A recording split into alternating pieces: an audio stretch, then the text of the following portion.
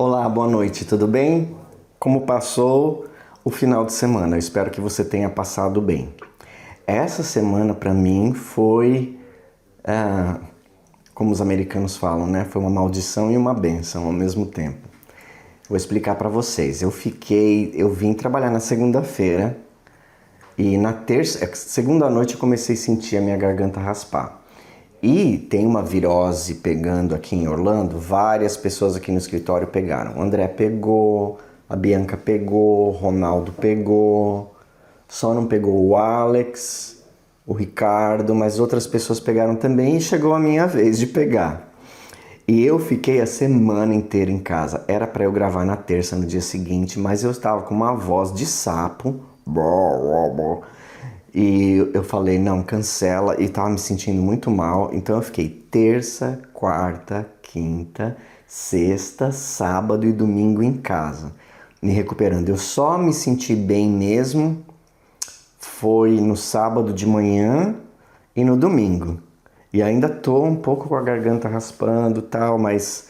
E por que eu falo que foi uma maldição? Porque eu fiquei em casa, não tava me sentindo bem, a primeira noite foi horrível... Mas foi uma bênção porque eu fiquei em casa. Fiquei em casa com os meus cachorros, trabalhei de casa, trabalhei do computador, recebi 1000 ligações, tomamos muitas decisões e tal, mas eu fiquei em casa. Então, assim, foi bom ter passado uma semana em casa. E por que que você pegou essa gripe? Eu não acho que é uma gripe, acho que é um resfriado, talvez para alguns tenha se desenvolvido mais como uma gripe, mas para mim foi um resfriado muito forte. É lógico, quando você tem uma rotina muito intensa, nós fomos 3 vezes para o Texas, avião, aeroportos, tal, chegou, já tinha uma casa para entregar na terça-feira, eu nem fui, pra você ter uma ideia, a primeira casa que nós entregamos que eu não fui receber com os clientes, foi o André e o Ricardo, porque eu não tinha condições.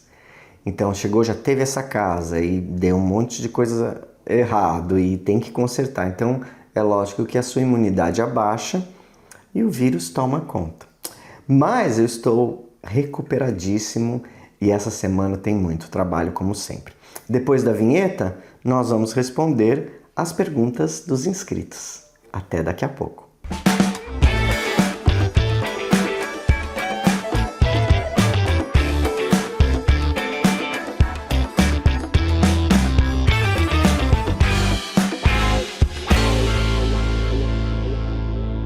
Olha, eu queria começar mostrando para vocês essa xícara lindíssima da Tânia Bulhões que eu ganhei de 2 clientes que vieram aqui no escritório, Natanael e a Viviane. Muito obrigado, eu adorei. Eu adoro louça e eu acho que a Tânia Bulhões se envolveu em algumas controvérsias aí, mas eu acho que ela faz um bom trabalho. A xícara é lindíssima. Tem aquele desenho da Toscana, né, com os limões. É limões ou limões? Limões. Ai, meu Deus, o português é tão difícil. Se fosse o inglês era só botar o S, né? O português, então que seja limões ou limães ou limãos. São limãos sicilianos. Adorei, muito obrigado. Eu adoro louça e essa daqui ela é única, tá? E só eu que posso usar aqui no escritório.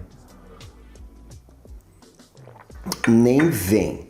Então vamos lá. Como você viu na semana passada, nós mostramos a segunda casa que eu e a Natália visitamos lá no Texas.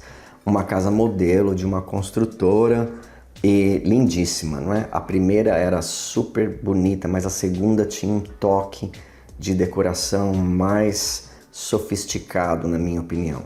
As cores, os detalhes de parede, achei que ficou muito melhor. O designer que fez aquela casa melhor do que aquela primeira casa que era muito mais cara.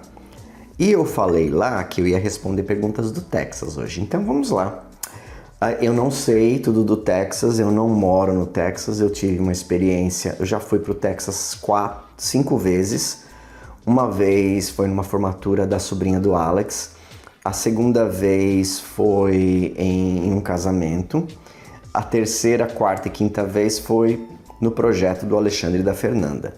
Então eu vou dizer quais são as minhas impressões e a minha opinião.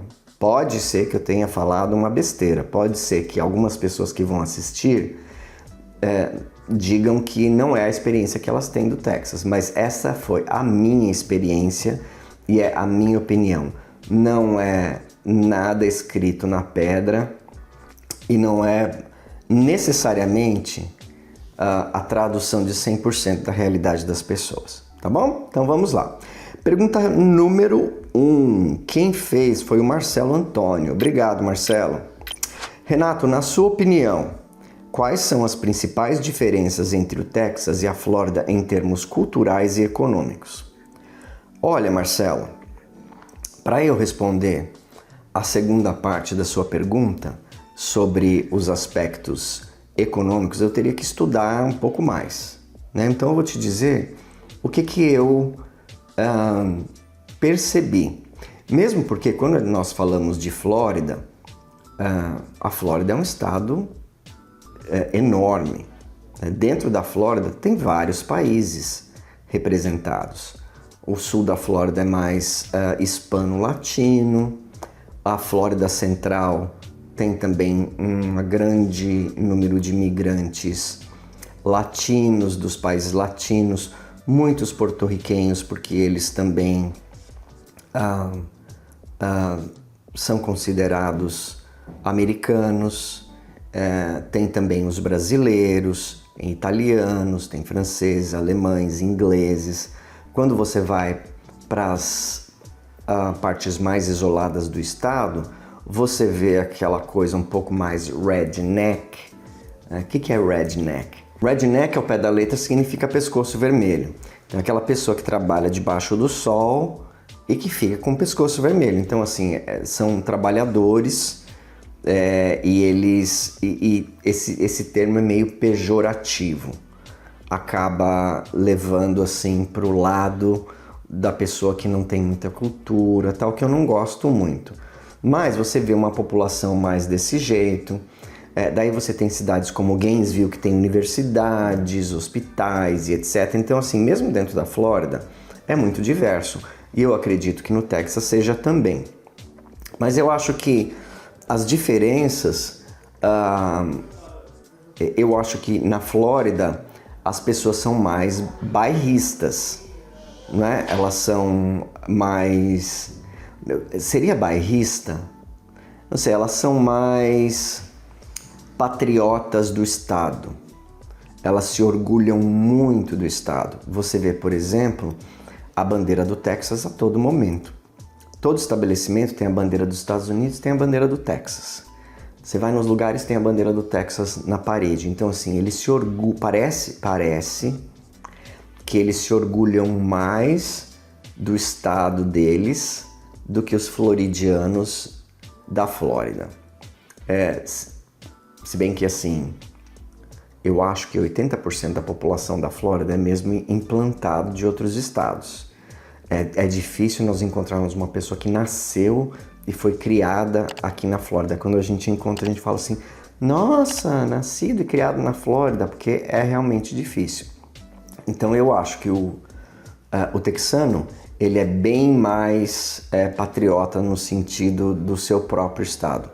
Ele se orgulha muito das suas coisas, né? No Texas, eu notei assim tanto na cidade como nas cidades pequenas, em Dallas, e nas cidades pequenas também já fui para Houston, já fui para outros lugares, me parece um pouco mais organizado. Também poderia dizer que assim, um pouco mais limpo. Tem muitas rodovias. E as coisas são maiores, como eles dizem mesmo, né? São carros maiores, casas maiores, prédios mais altos. E é lógico, né? É um estado onde tem lá o óleo, o petróleo. Então, assim, tem muita riqueza lá. Então, você vê, você percebe isso.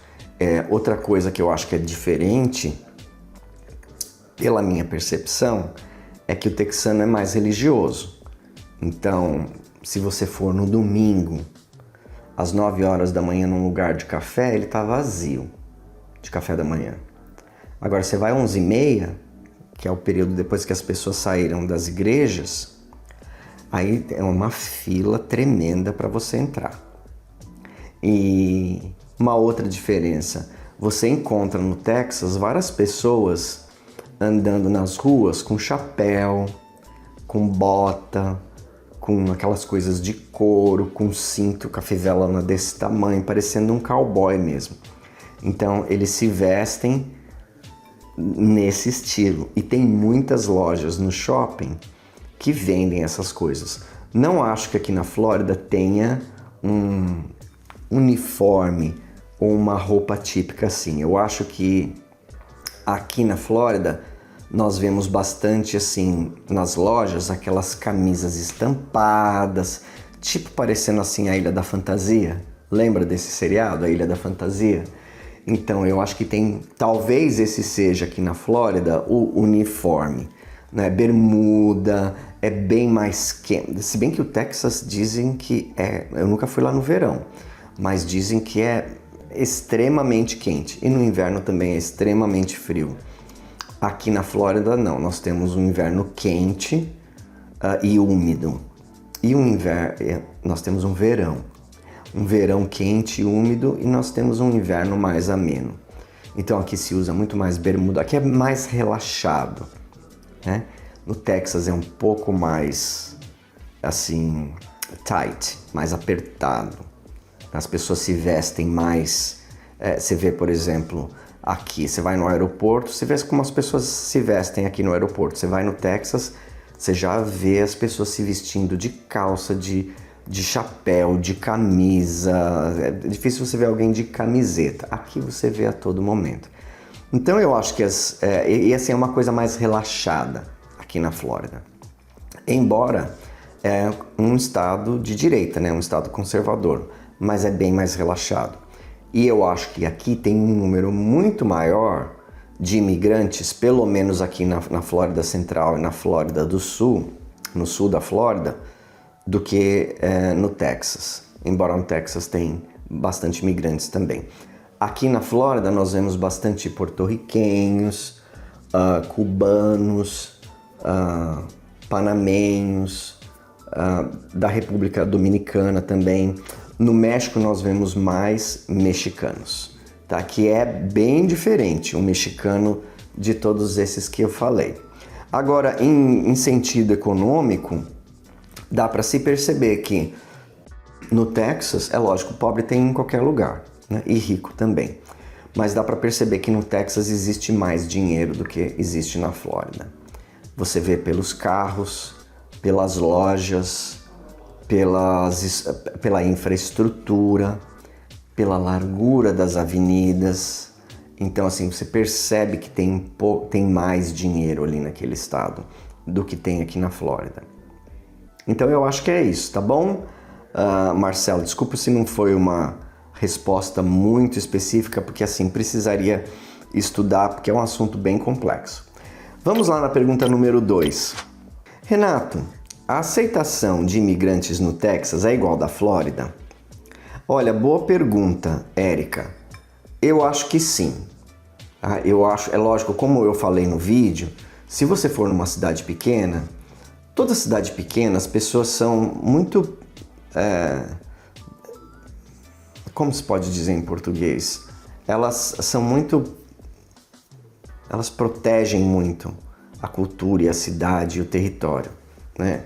Então, eu lembro quando eu morava numa cidade pequena de São Paulo, uma cidade não tinha nem 10 mil habitantes. Os moradores davam preferência ao comércio de pessoas que eram de lá. Quando um forasteiro abria um comércio lá, depois de um tempo ele fechava.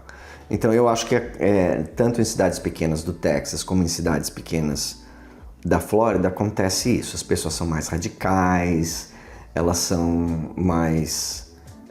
têm a mente um pouco mais fechada. Enquanto nas cidades e o imigrante, o indivíduo da comunidade LGBT é mais aceito, as pessoas estão mais acostumadas com imigrantes. Então isso você vai observar em Dallas, você vai observar em Orlando, você vai observar em Tampa, em Miami.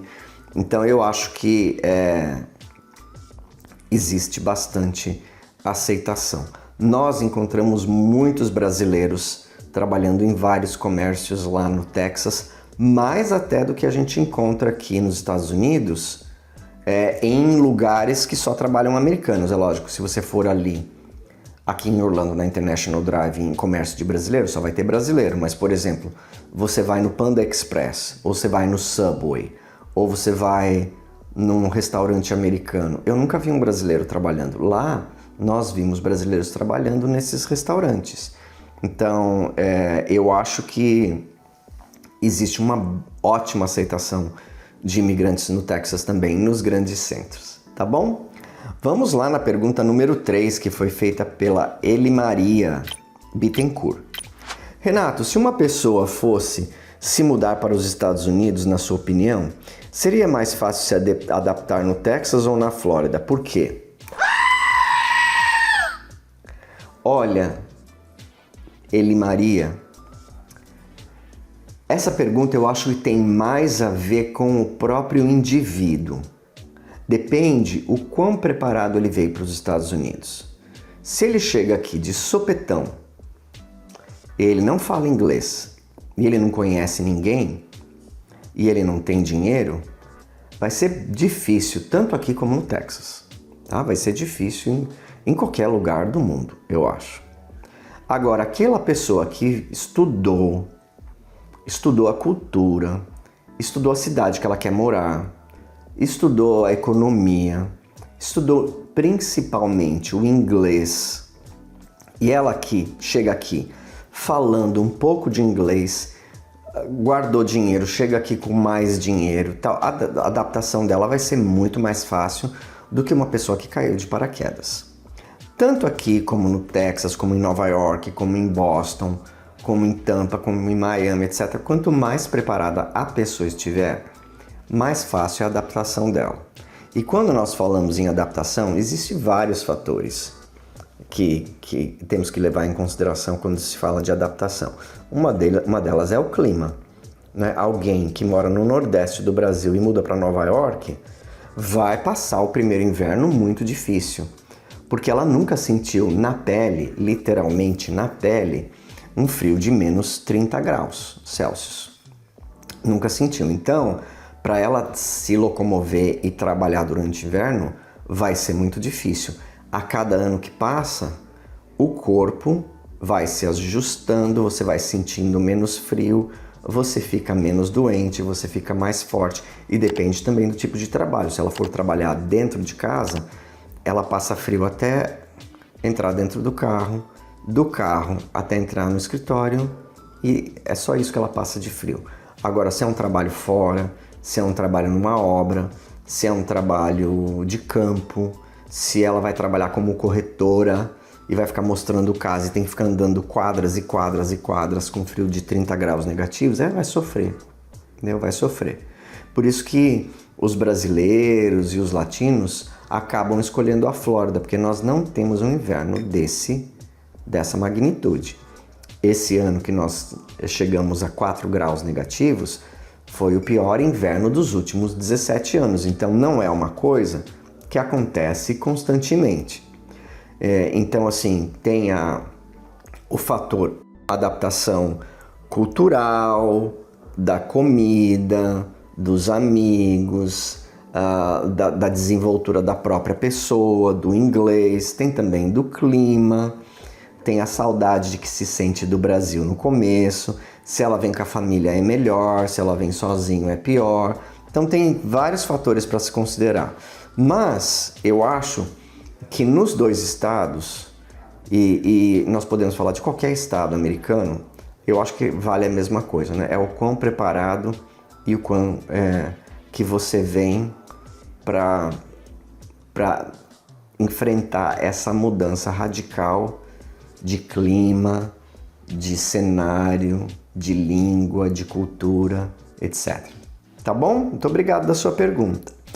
Vamos na pergunta número 4. Plim, plim. Renato, o Texas tem uma comunidade brasileira tão forte como a da Flórida? Pergunta feita pela Lavínia. Olha, Lavínia, eu acho que não. Porque quando você pesquisa as maiores comunidades de brasileiros nos Estados Unidos, há um tempo atrás, a maior concentração de brasileiros era na cidade de Newark. Não é New York, é Newark. Que eles falam, acho que eles falam Newark. Newark é uma cidade bem perto de Nova York. E o interessante, vou contar uma história para vocês. Vocês adoram histórias, né? Vamos lá, Vicente, grita, grita, grita. Eu assisti uma vez um documentário que diz que existe tantos brasileiros em Newark, porque quando eles chegavam no aeroporto e eles falavam para o motorista de táxi, nós queremos ir para Newark, o motorista de táxi pensava que era Newark, não New York, e levava eles para Newark. E lá eles procuravam um hotel e ficavam, e assim foi, e aí chamou amigo, chamou parente e tal. Então assim, acabou existindo essa grande comunidade lá. Me parece, pelas últimas notícias que eu vi, etc e tal, que a Flórida hoje tem a maior concentração de brasileiros. Então eu não sei nem que número o Texas está. Existe uma comunidade de brasileiros lá? Existe. Mas eu não sei o quão grande ela é, porque aqui lá também tem comércio de brasileiros. Tinha restaurante brasileiro, tinha supermercado brasileiro, mas não é igual aqui no centro da Flórida ou no sul da Flórida. Aqui tem inúmeros. Tem mais de 12 supermercados brasileiros aqui na região da Grande Orlando. E lá no Texas não. Tá? Então assim, existe mais brasileiros aqui na Flórida do que lá no Texas. Eu não sei, por exemplo, se lá no Texas existe votação. Mas quando tem eleições no Brasil, aqui no centro de Orlando, eles alugam um lugar e eles montam uma estrutura lá para você ir lá e votar. E da última vez, sabe quantas pessoas votaram em Orlando? Acho que 40 mil pessoas votaram em Orlando. Então, assim, evidentemente que aqui a comunidade brasileira é mais forte. Tá certo? Pergunta número 5. 5? Vai ter mais que 4? Vai ter um monte hoje. Mas vai ser rápido, tá bom? Renato, as casas no Texas são lindíssimas, sobretudo nos estilos modern e farmhouse. Você gosta também? A Raquel Lacerda perguntou. Olha, Raquel, eu gosto.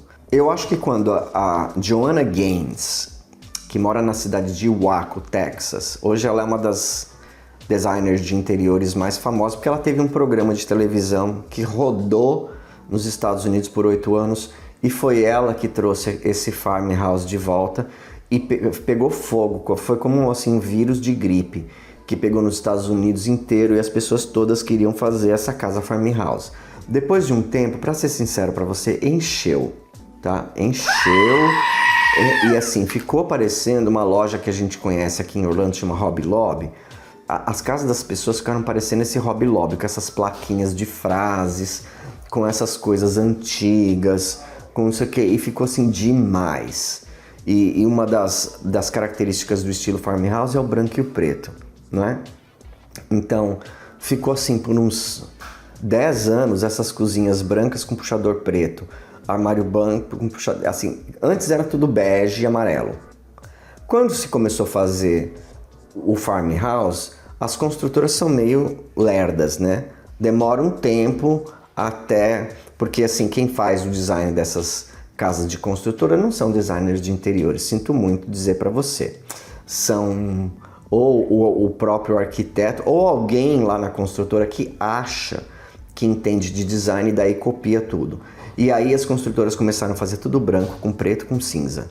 Branco com preto com cinza. Já acabou isso daí e ainda continua. Tá? Esse branco com preto com cinza. Então assim, chegou num ponto que a gente falou assim, gente, chega, né? Chega. Se você pegar como exemplo a casa que eu fiz do Engels e da Bruna, a Bruna queria farmhouse, o Engels queria industrial. Então eu trouxe alguns elementos do farmhouse para compor a decoração. Então assim, existe elementos do farmhouse, mas não é aquela farmhouse da fazenda. Da fazenda. Se alguém falar assim, olha Renato, você faz uma casa totalmente farmhouse para mim? Ah, eu posso até fazer, mas que eu acho que como é muito pesado, tudo que é muito pesado a pessoa enjoa. Tudo que é moda também a pessoa enjoa. Eu tentaria convencer a pessoa a fazer algo que seja atemporal, elegante, com alguns componentes do design farmhouse. Não tudo, tá? Porque senão fica parecendo mesmo um estábulo, né? Porque é mais ou menos isso, tá? Mas eu gosto sim. Pergunta número 6. Renato, no Texas, os homens realmente se vestem como cowboys ou isso é um estereótipo? O Bernardo perguntou, eles se vestem sim, Bernardo. Quando você chega no aeroporto de Dallas, você já vê um monte de gente de chapéu, tá? Você vê um monte de mulheres com uma calça jeans apertada, com uma bota e um cinto com uma fivelona desse tamanho, tá? Você vê aquelas pessoas com aquelas jaquetas com franja. Você vê muitos homens com camisa quadriculada, né, de quadrilha. A gente fala, né, camisa de quadrilha. Eu adoro camisa quadriculada. Eu tive um amigo que falou, uma vez ele foi na minha casa e ele falou assim, nossa, todas as suas camisas são quadriculadas. E era mesmo. Foi aí que eu percebi que eu tava com uma doença, né? Uma doença. Falei assim, eu preciso comprar umas coisas mais lisas, umas coisas mais listadas, porque tá tudo quadriculado. Então, eles se vestem mesmo nas ruas e, inclusive, quando o Alexandre e a Fernanda chegaram para ver a casa deles, eles chegaram do Brasil, o motorista da van estava todo vestido de cowboy. Esse é o tipo de serviço que eles fazem lá. Achei muito legal. Mas é verdade sim, viu, Bernardo? Não é estereótipo, não. Pergunta número 7. Renato, quais são as principais diferenças entre os estilos de casas no Texas e na Flórida? Pergunta feita por Belly. Olha, Belly, a diferença principal que você vai notar são os telhados, tá? São os telhados. Por quê? Porque aqui na Flórida não neva. Desculpe. Norte da Flórida neva. Mas aqui na Flórida, quando você fala em Flórida, ninguém muda para Flórida para mudar lá pro norte da Flórida. A pessoa vem para a Flórida Central ou para o sul da Flórida. Então quando você fala em Flórida, quando eu estou falando Flórida, pense em Flórida Central e sul da Flórida. Aqui não neva, tá? Nevou em 1988 e foi a última vez que nevou aqui na Flórida. Então assim, no Texas neva. No Texas neva. Então, nas partes mais, não perto da fronteira do México, mas nas partes do centro para cima, neva. Inclusive, nós não pudemos ir terminar a casa do Alexandre uma semana antes, porque houve uma nevasca lá histórica e não tinha nem... As estradas demoraram 4 dias para abrir. Então, você vai notar que os telhados, eles são mais pontiagudos. Eles são mais íngremes, eles têm um ângulo mais alto. Por quê? Essa neve cair e escorregar, né? É para ela cair e escorregar. Se uma pessoa quiser ter uma casa moderna com um teto flat, um teto plano, ela vai ter que instalar um sistema de aquecimento e escoamento no teto, porque o peso dessa neve pode fazer com que esse teto desabe. Então vai acumulando. Quando você tiver 1 metro de neve, aquilo ali pesa toneladas. Então esse telhado tem que ser aquecido e aí ele tem que ir derretendo a neve e a neve tem que ir escoando. Então lá, assim como as casas na Europa, os telhados são mais pontudos para a neve realmente escorregar. Então essa é a primeira diferença. Você vai ver, você deve ter assistido pelo vídeo, você vê que uma construção muito comum aqui na Flórida são os ranch, né? Que é aquela casa que tem aquele telhadinho baixinho. Às vezes ele é que nem a minha casa, assim, você olha de frente, ele sobe, depois ele desce, 2 águas somente, ou 3 águas, 4 águas. Lá não, eles têm diversas águas, pelo menos 5 águas os telhados têm. Lá no Texas é bem comum as casas de 2 andares. Aqui na Flórida é mais comum as casas térreas. Existe casas de 2 andares? Claro, uma infinidade de casas de 2 andares. No meu bairro, a minoria das casas são de 2 andares. A maioria das casas são casas térreas. Por quê? Porque a população que começou a mudar para a Flórida lá nos anos 40, os anos 50, eram aposentados do norte e ainda são, tá? E essas pessoas com mais idade preferem uma casa térrea do que uma casa de 2 andares. Uma outra coisa que você vai perceber a diferença nas casas dos texanos é o tamanho, né? No Texas tudo é maior. Essa é a frase que se diz aqui. No Texas tudo é maior. Então, lá no Texas as casas são maiores, os carros são maiores, os terrenos são maiores, as casas têm geralmente pé direito duplo, eles usam aqueles lustres gigantescos. Então, essa é aquele exagero, aquela intensidade que existe mais nas casas do Texas.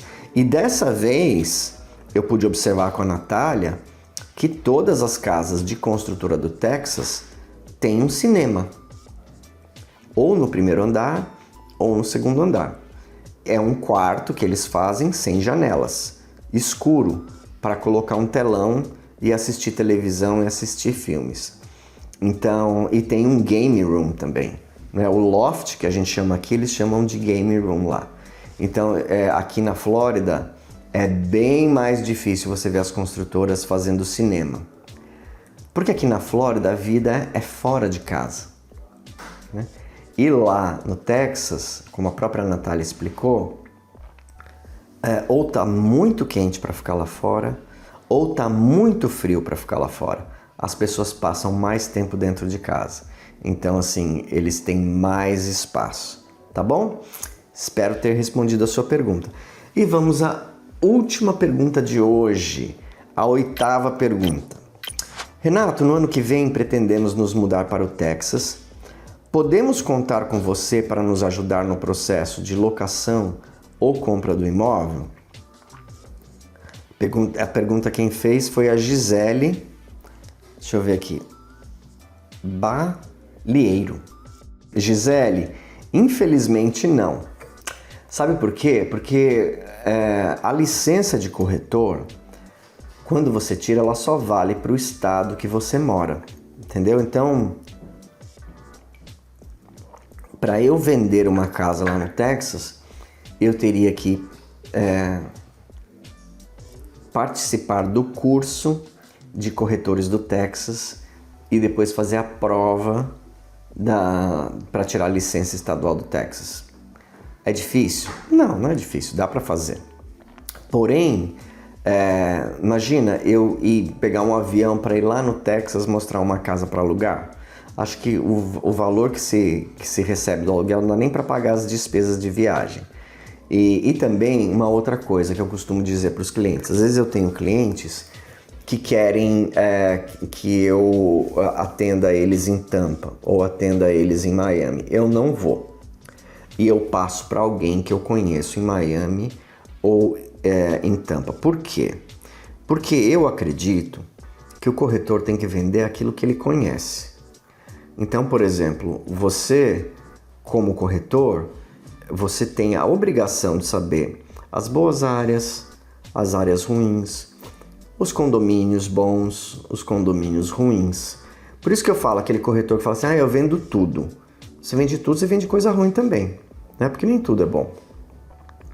Então, eu não conheço essas áreas, eu não conheço Tampa. Eu poderia estudar? Poderia, mas uma pessoa que vive lá sabe mais do que alguém que estudou de longe como é lá, porque muitas coisas que nós aprendemos e que você estuda na internet não é o que a vida é no dia a dia lá. Então você precisa pegar um corretor de lá, uma pessoa que saiba do que está falando, que vive lá e que vai atender às suas necessidades. Mesma coisa Miami. Eu poderia pegar o trem e ir lá mostrar um apartamento em Miami, uma casa em Miami, mas eu não conheço.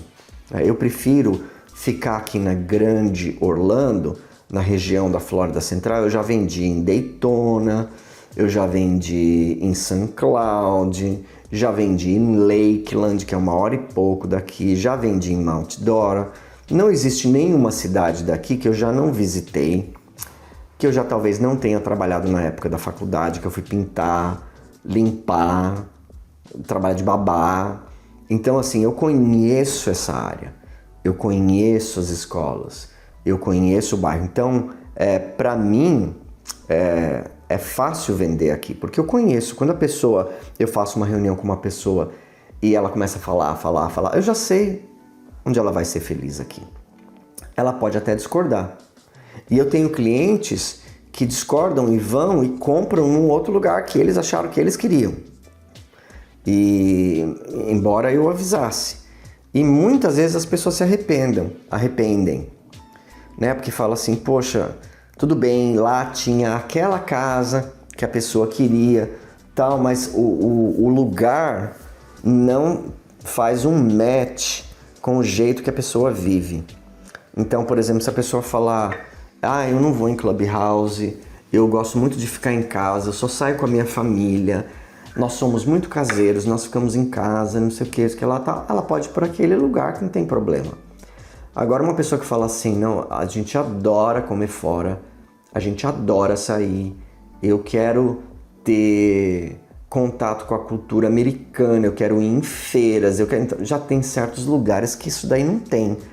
E se você tiver que sair de casa para frequentar essas coisas, 45 minutos de estrada para ir, 45 minutos de estrada para voltar. Então, assim, cada pessoa se encaixa num lugar melhor para ela, num lugar mais... Então, assim, eu sei onde estão essas coisas aqui. Lá no Texas, eu não sei. Então, eu aconselho você a procurar a Natália, porque a Natália mora lá há 9 anos e ela conhece, ela sabe tudo. Ela sabe a construtora, e ela tem uma equipe também que trabalha com ela. Então, assim, você não vai estar em melhores mãos do que a Natália. Tenho certeza que em outras cidades também devem ter excelentes corretores brasileiros, tá bom? Nós vamos parar por aqui. Eu respondi 8 perguntas e deixa eu te contar uma novidade, que não é mais novidade, né? Você sabe que todo final do mês, a partir de março, nós teremos um Alex Responde. E hoje é o primeiro dia de gravação dele. Ele vai gravar hoje, daqui a pouco. Então você fique atento ao último Renato Responde do domingo, que você vai ter a oportunidade de ver um americano nato respondendo perguntas de brasileiros. E se você quiser, você pode também deixar nos comentários uma pergunta para eles. Tem um monte de perguntas já, então assim, você vai ter que ter paciência até a sua chegar. Mas ele vai responder todas assim como eu respondo também, tá bom? Mais um anúncio que eu tenho para dar para vocês é que a Fundação Amigos de São Francisco está bem perto de conseguir comprar o terreno para aqueles animais maravilhosos que moram lá. Só está faltando R$60 mil para que eles consigam comprar o sítio, onde a fundação cuida de muitos cachorros, muitos gatos e alguns outros animais que foram abandonados ou que eram animais de rua resgatados. Se você puder ajudar, ajude, porque eles estão na reta final. Seria muito triste se uma outra pessoa comprasse esse sítio depois de todas as melhorias que eles fizeram e eles tivessem que começar tudo de novo num outro local e tivessem que transferir esses cachorros e esses animais temporariamente para outro lugar. Então, eu estou torcendo para que eles consigam rapidamente levantar esse dinheiro e comprar essa propriedade. E se você puder ajudar, aqui no link da descrição tem o Pix que você pode fazer uma doação. Qualquer doação é bem-vinda, tá certo? Eu vejo vocês na quinta-feira. Na quinta-feira nós temos uma casa muito bonita para apresentar para vocês. Não perca! Não perca, tá bom? Tenha um ótimo resto de domingo. Vai dormir cedo, descanse bem e tenha uma ótima semana de trabalho. Eu vejo você na quinta-feira às 18 horas. Encontro marcado, ok? Tchau, tchau.